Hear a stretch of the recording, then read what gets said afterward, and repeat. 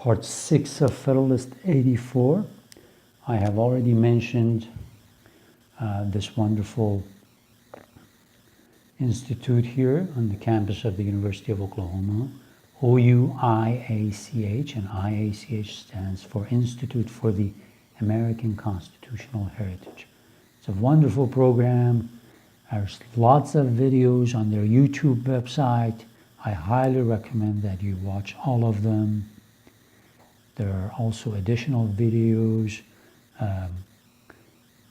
under the subtitle of Teach In, and those are some of the best scholars and historians in America that give lectures about a particular era of American history. Make sure you get a chance to see those also. I better start reading paragraph 12. Start there anyways. Another objection which has been made and which from the frequency of its repetition it is to be presumed is relied on is of this nature. It is improper, say the objectors, to confer such large powers as are proposed upon the national government, because the seat of that government must of necessity be too remote from many of the states to admit of a proper knowledge on the part of the constituent of the conduct of the representative body. So they're complaining that the capital of the country is going to be so far from your average citizen that they're not going to be able to know what's going on.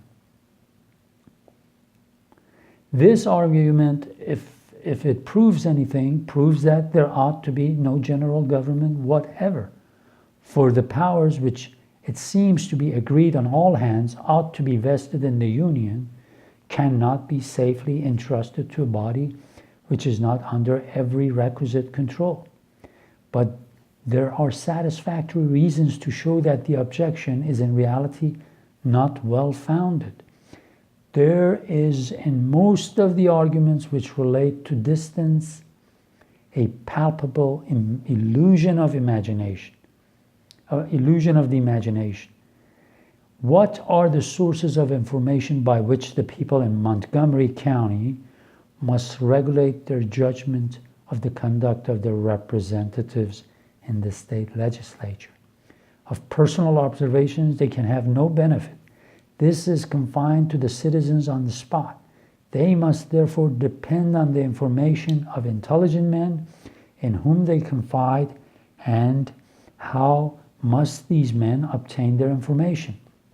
Evidently from the complexion of public measures, from the public prints, from correspondences with their representatives, and with other persons who reside at the place of their deliberation.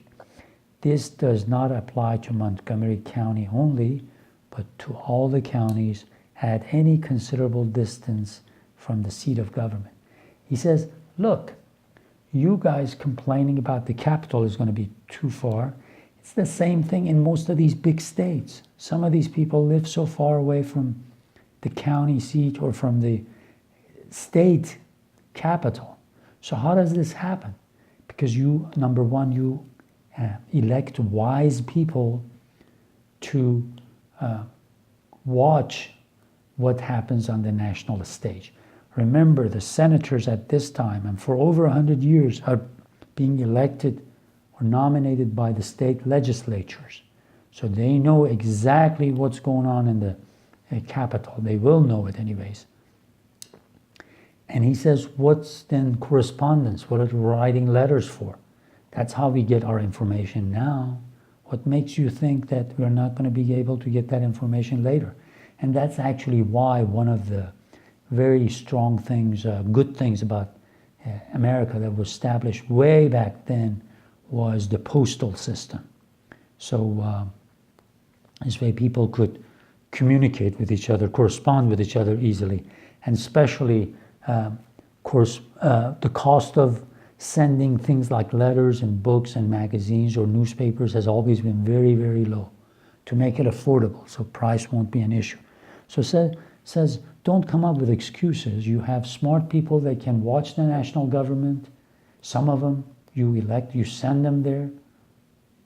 And state legislators can also follow things. And that's why we have correspondence. We have the mail system.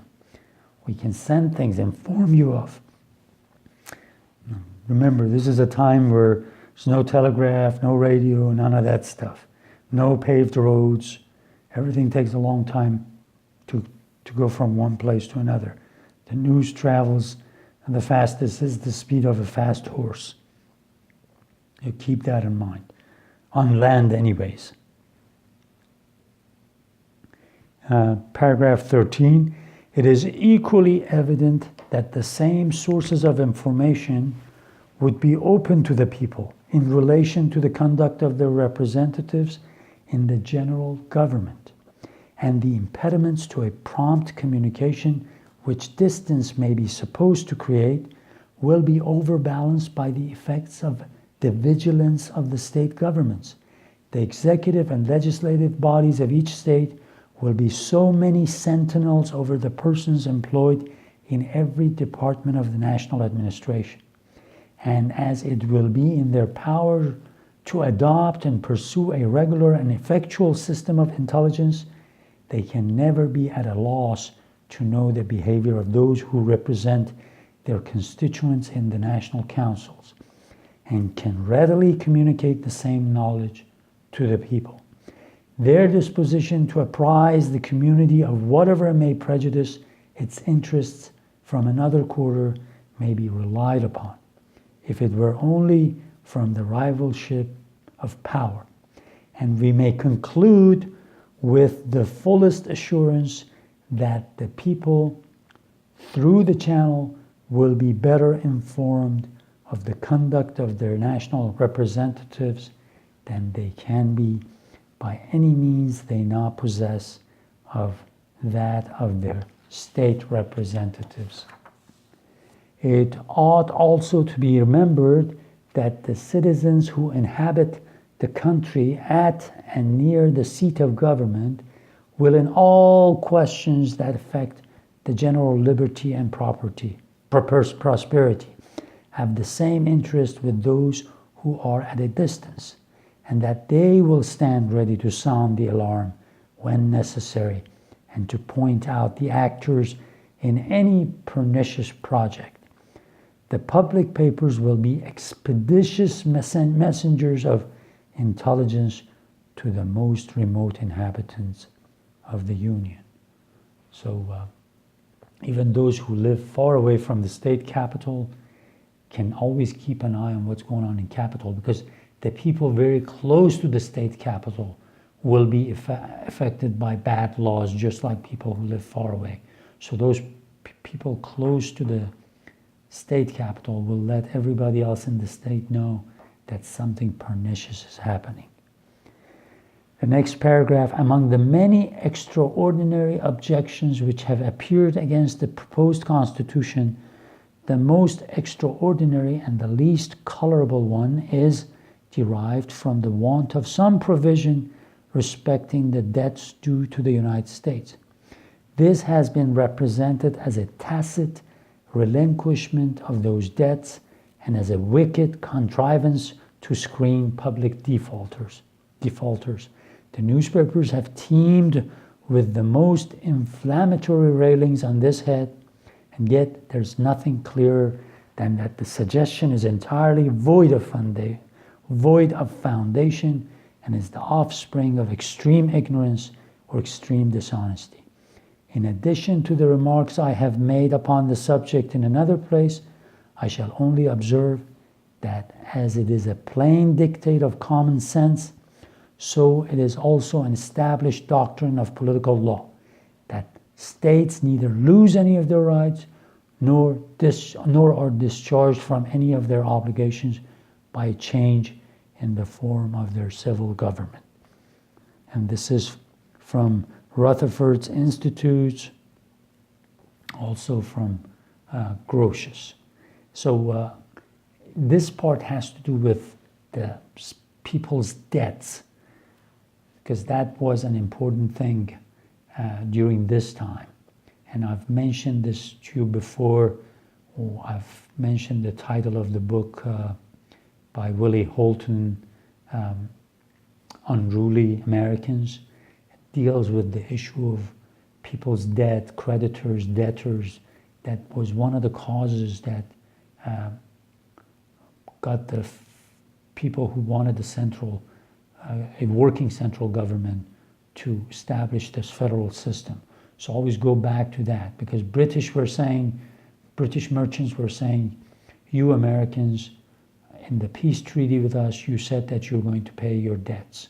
And it seems like you're not paying your debts, because the states would always try to take the side of their citizens rather than what was right. So because of that, he says these anti-federalists are criticizing us, sometimes saying we are taking the sides of foreign governments, things like that, and other crazy things. But remember, as we've talked about it before, the creditors, debtors issues was one of the important things that led to the writing of this Constitution. So it's important to remember that. Another thing is Massachusetts. In Massachusetts, when Daniel Shays' rebellion happened, that was another way that the people who wanted a stronger central government, a federal government, actually they used that scenario. Some say they abused that scenario. They took advantage of what had happened and got this federal convention going and wrote the Constitution. But as you read more and learn more about the Federalist Papers, you be the judge.